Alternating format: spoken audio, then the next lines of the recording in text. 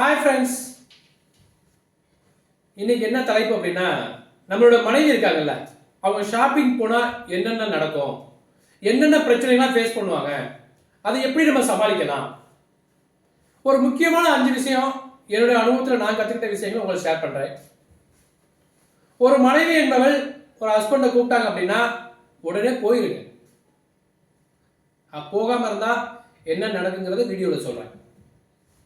ரெண்டாவது, ஒரு ஹஸ்பண்டினுடைய ஆசைகள், சின்ன சின்ன ஆசைகளை மனைவி நிறைவேற்ற கற்றுக்கொள்ள வேண்டும். அப்படி இல்லாட்டி அவருடைய விளைவுகள் என்ன நடக்கும். மூன்றாவதாக, மனைவினா சும்மா வாங்க, நம்ம எப்பவுமே மனைவியும் சமாளிக்க தெரிய வேண்டும். அப்படி இல்லைன்னா அதனுடைய விளைவுகள் எப்படி இருக்கும். நான்காவதா பார்த்தோம் அப்படின்னா, அதாவது எப்படி சொல்றது,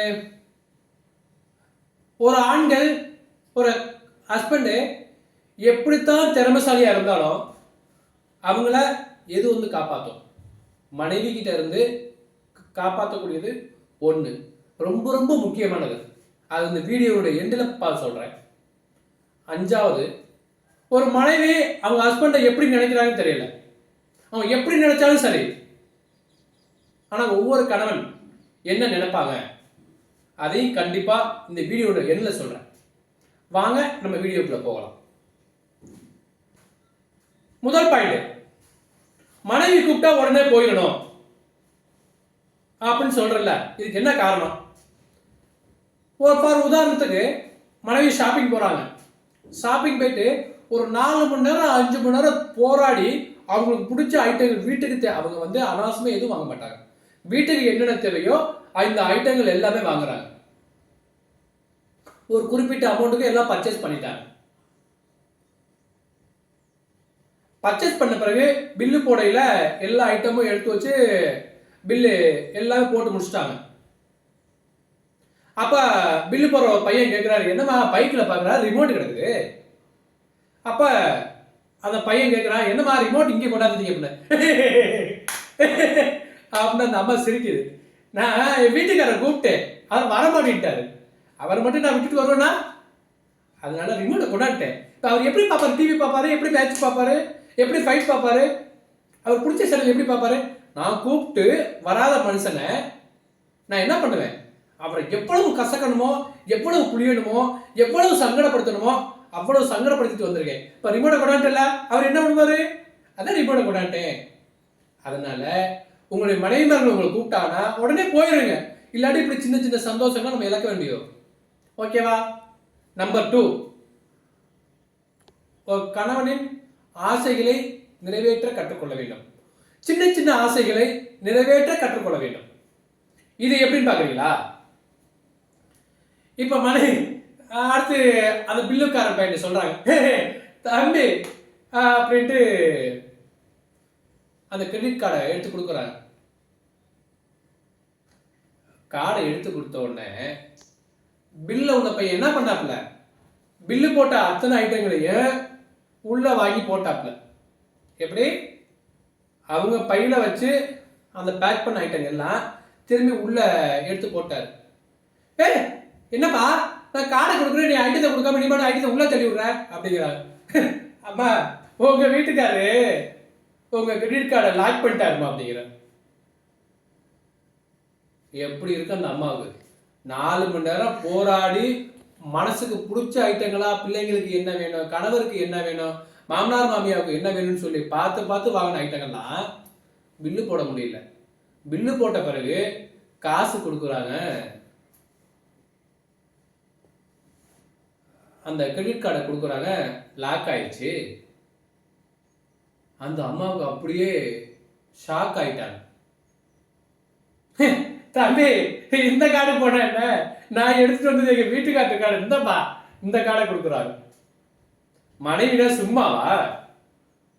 பெண்கள் என்பவள் ஒரு பெரிய சாமர்த்தியசாலி. அவர்கிட்ட ஏடிஎம் கார்டை கொடுக்குறாங்க, சிரிச்சுக்கிட்டே கொடுக்குறாங்க அந்த பையன்கிட்ட. அந்த பையன் மிஸ். 4வது பாயிண்ட் சொன்னல, ஆண்கள் எவ்வளவுதான் சாமர்த்தியமாக இருந்தாலும் அவங்களை காப்பாற்றுவது ஒண்ணே ஒண்ணுதாங்க. ஓடிபின்னு ஒரு 4 நம்பர் வரும்ல, அந்த நம்பர், அந்த மிஷின், அந்த ஸ்வீப் மிஷின் தாங்க அவங்கள காப்பாத்துது. அது எப்படின்னு பாக்குறீங்களா? கார்டை ஸ்வீப் பண்ண உடனே ஓடிபி நம்பர் போகும்ல, அது எந்த நம்பருக்கு போகும்? எந்த நம்பருக்கு ரிஜிஸ்டர் பண்ணியிருக்காங்களோ அந்த நம்பருக்கு தான் ஓடிபி போகும். அந்த மொபைல் யார் வச்சிருக்கா? வீட்டுக்காரர் வச்சிருக்காரு. இதுல இருந்து என்ன தெரியுது? எவ்வளவுதான் ஆண்கள் சாமர்த்தியமா இருந்தாலும் பெண்கள் அதை நைஸா அவங்க பார்வைக்கு அவங்க இழுத்துக்கு கொண்டு போயிடுவாங்க. ஸோ கார்டு போட்டாச்சு, சென்ட் டு ஓடிபி எங்க போயிருச்சு? ஹஸ்பண்டுக்கு போயிருச்சு. இந்த அம்மா அப்படியே பார்த்துட்டு இருக்கு, என்னப்பா பில்லை கொடுப்பாங்க. அம்மா சென்ட் டு ஓடிபின்னு கேட்குதுமா, அந்த 4 நம்பரை கேட்டு சொல்லுமாங்க. அந்த அம்மா அப்படியே ஷாக் ஆயிடுச்சு.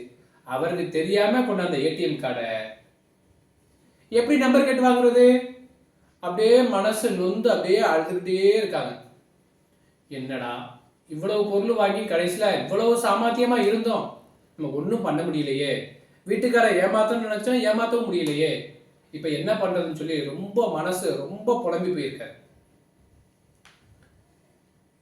5வது, ஒவ்வொரு மனைவிமார்கள் அவர்களுடைய ஹஸ்பண்டை எப்படி நினைக்கிறாங்கன்னு தெரியாது. அவன் இப்படி, இவன் முரட, இவன் முரட்டு பையன், இவன் ஒன்றுத்துக்கு உதவாதவன், இது நமக்கு உதவி பண்ணவே மாட்டான், எப்போ கூப்பிட்டாலும் வரவும் மாட்டான் அப்படின்னு அவங்க மனசுல ஒரு தப்பான எண்ணங்களை கிரியேட் பண்ணி வச்சிருக்காங்க. இது அவங்கள சொல்லி குறை இல்லை, அவங்க வாழ்ந்த விதங்கள் எப்படி. இந்த உலகம் ஆண்கள் அப்படின்னாலே ஒரு வில்லன்கிற ஒரு கேரக்டரை கிரியேட் பண்ணி வச்சுட்டாங்க. ஒரு மனைவிமார்களுக்கும் அவர்களுடைய கணவன்கள் தான் வில்லன்கள், அப்படித்தான் கிரியேட் பண்ணி கொண்டாண்டாங்க. ஆனா ஆண்கள் செய்யக்கூடிய ஒண்ணு தெரியுமா?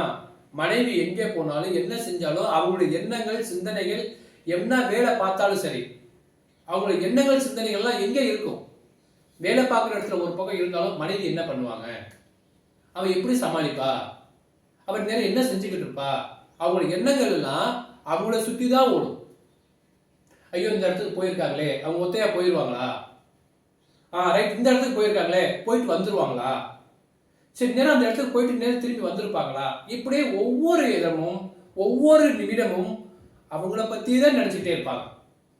உடனே கால் பண்ணி சொல்லி, அம்மா இந்தாங்கம்மா அப்படின்னு சொல்லி ஒரு ஓடிபி நம்பரை கொடுக்குறாங்க, பர்ச்சேஸ் பண்றாங்க, பில்லு போட்டு பில்லு வாங்கிட்டாங்க, சந்தோஷமா வர்றாங்க.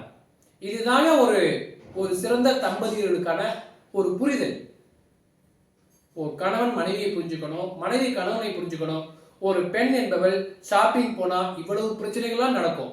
ஸோ நம்ம குடும்பத்திலையும் இனிமேல் இந்த மாதிரி பிரச்சனை வராம பார்த்துக்க இந்த 5 வழிமுறைகளை நாமும் கடைபிடிப்போம்.